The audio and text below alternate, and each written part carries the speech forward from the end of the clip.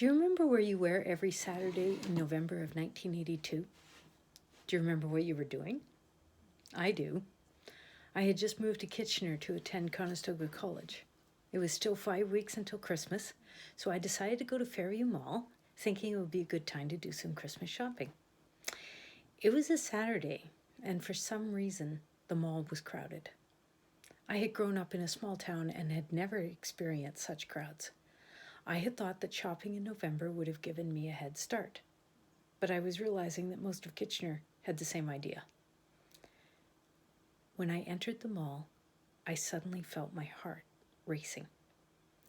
I was trying to decide if I should stay or leave, but my thoughts were all muddled.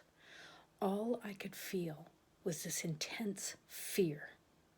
I tried to get out of the way of each person that came within 10 feet of me, but given the crowds, this was impossible.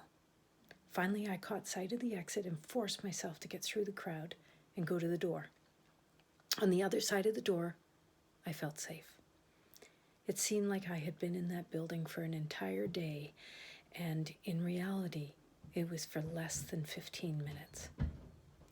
1 Peter 5, verse 7 in the New International Version reads, "Cast all your anxiety upon him, for he cares for you."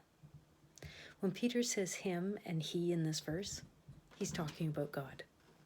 I have learned that to cast all of my anxiety onto God is much easier said than done. At that time in my life, I did not believe that God did or even could care for me. Over the course of the past 35 years, I have discovered that in order to cast all of my anxiety onto God, I need to make peace with my past and with who I am. I have learned that God does, in fact, love me. He not only cares that I have anxiety, but he wants me to give it to him so I don't have to carry that burden anymore. I have learned that God brings people into our lives so that we can learn from them, share with them, and be loved by God through them. I've learned that I need quiet time to myself to recharge, so I'm actually enjoying this time of social distancing. However, God is reminding me daily how much I need the people around me.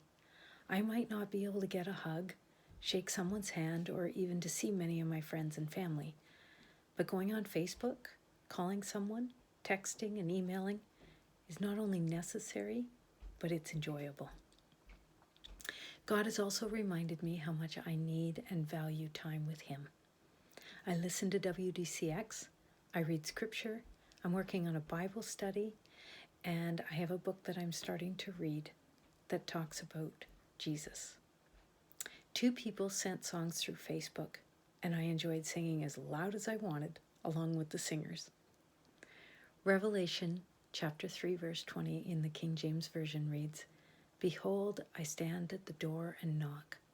If any man hear my voice and open the door, I will come in to him and sup with him, and he with me."